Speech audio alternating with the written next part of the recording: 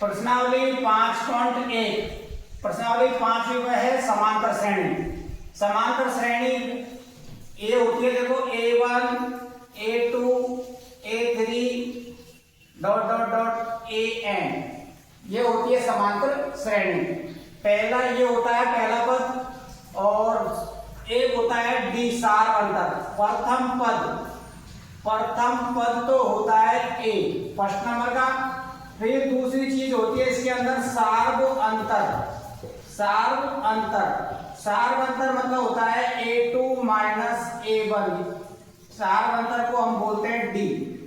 ये होता है A2 माइनस A1, यानी दूसरे पद में से पहला पद घटाओ, जो भी मान आता है वो आपका D का मान होता है।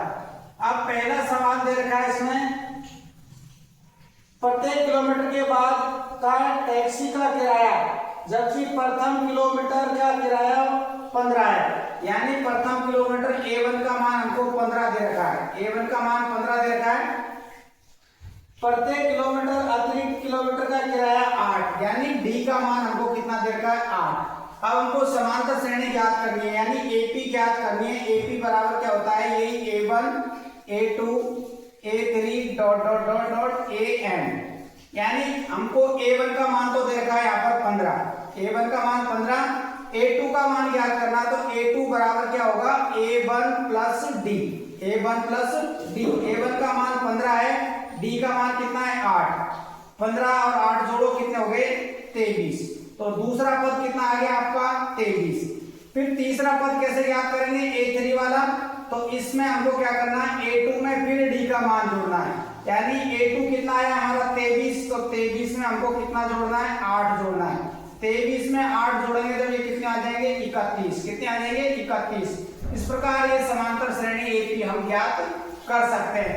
ये पहले का पहला सवाल है। दूसरा सवाल है, किसी बेलन में उपस्थित हवा की मात्रा, जबकि वायु निकालने वाला पंप प्रत्येक बार बेलन की शेष हवा का 1/4 भाग निकाल देता है।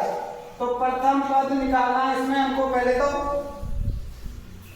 समांतर श्रेणी, तो वो ही रहेगी हमारी A1 A2 A3 dot dot dot AN। इसी रूप में लिखना है हमको समांतर श्रेणी। इसमें देखो A1 का मान दे रखा है, जो मात्रा निकल रही है वो AN व्यक्त कर रहा है। तो A1 बराबर हमने क्या मान लिया x, इसमें दे नहीं रखा है तो इसका मान हमने क्या मान लिया x। D का मान उसने दे रखा है 1/4। D का मान 1/4 x और मान लेते हैं इसमें, देखो इसको x माना तो ये भी हम इसके साथ x मान लेते हैं। तो अब हमारा देखो अगला पद क्या होगा, फिर अगला पद A2 x, A2 का मान हो जाएगा, क्योंकि प्रत्येक में कम हो रही है, हवा निकल रही है उसके अंदर, तो प्लस की जगह क्या रहेगा यहाँ माइनस। तो ये आएगा आपका x/4। इसके नीचे कुछ भी नहीं है, 1 मानेंगे। लघुत्तम कितना आएगा 4, 1 का भाग 4 में 4 बार, 4 को x से गुणा करेंगे तो 4x माइनस x। 4x में से 1 हटाएंगे तो कितने बचेंगे 3x/4। तो दूसरा पद ये हो गया। अब हमको ज्ञात करना है तीसरा पद।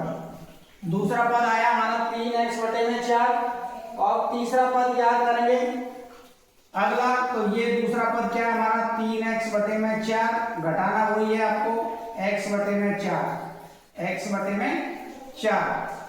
x/4 घटाएंगे इसमें से हम, और गुणा का चिन्ह है तो ये आ गया 3/4। A3 निकालेंगे 3x में से, ये 3x/4।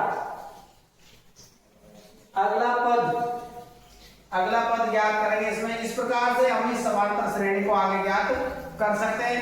घटा लो, इसमें से मान ज्ञात करना है और घटाना है इसमें से। समांतर श्रेणी कोई सी भी दे रखी हो। अगला जब A3 का मान ज्ञात करेंगे तो ये और आ जाएगा, यहाँ पर आपका गुणा का चिन्ह लगा लेंगे तो 3x और बटे में कितना आ जाएगा 4। 3x और 4, 1/4 तो पहले से ही, इसको x नहीं लिखेंगे, यहाँ पर लिखेंगे अपन 1/4।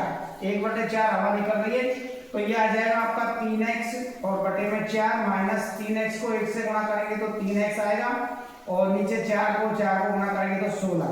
लघुत्तम कितने आएंगे इनके 16। 4 का भाग 16 में 4 बार 4 को 3 से गुणा करेंगे तो ये आएगा 12x माइनस 16 का भाग 16 में एक बार, एक को 3 से गुणा करेंगे तो 3x।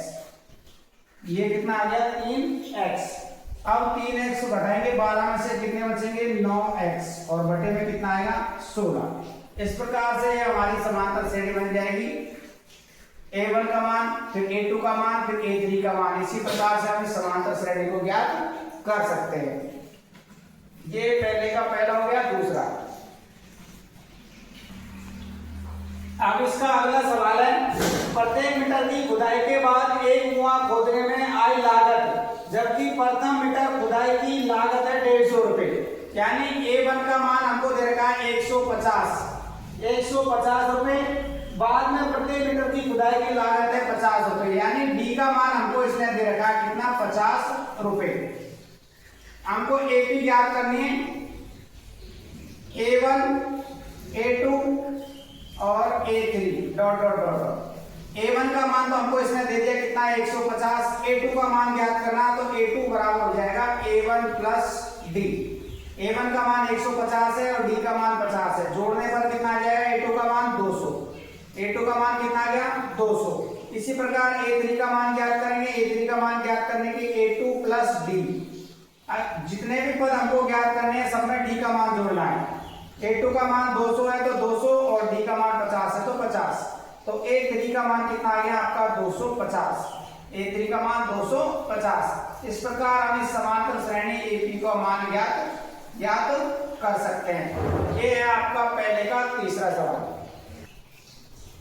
अगला सवाल है पहले का चौथा, खाते में प्रत्येक वर्ष का मिश्र धन, जबकि 10,000 रुपए की राशि 8% वार्षिक दर से चक्रवृद्धि ब्याज पर जमा की जाती है। तो A1 का मान 10,000 दे रखा है और दर दे रखी है हमको 10%। अब हमको देखो इसका अगला पद ज्ञात करेंगे तो 10,000 का तो 10,000। अब इसमें हमको जोड़ना है 10,000 का 8% यानी 10,000 का 8% यानी 8/100। ये 0 से 0 कट गई तो ये हो गया 10,000 प्लस 100 को 8 से गुणा करेंगे तो कितना आएंगे 800। ये जोड़ दिया तो ये आ जाएगा आपका 10,800। 10,800।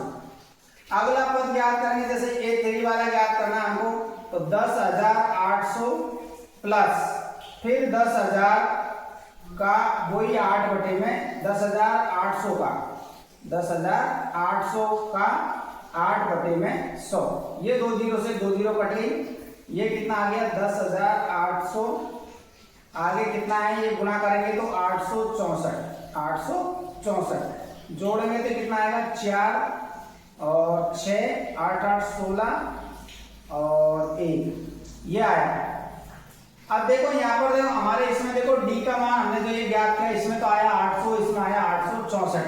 यानी D के मान सब में बराबर आने चाहिए, लेकिन इसमें दोनों में मान बराबर नहीं है। तो ये जो है हमारा A1 A2 A3 का जो भी मान आए ये समांतर श्रेणी के रूप में नहीं है। ये समांतर श्रेणी के रूप में नहीं है। तो इसने ये भी पूछा समांतर श्रेणी के रूप में है या नहीं है। तो देखो D का मान अगर यहाँ 800 आ रहा है तो यह भी 800 आना चाहिए, सब जगह 800 आना चाहिए।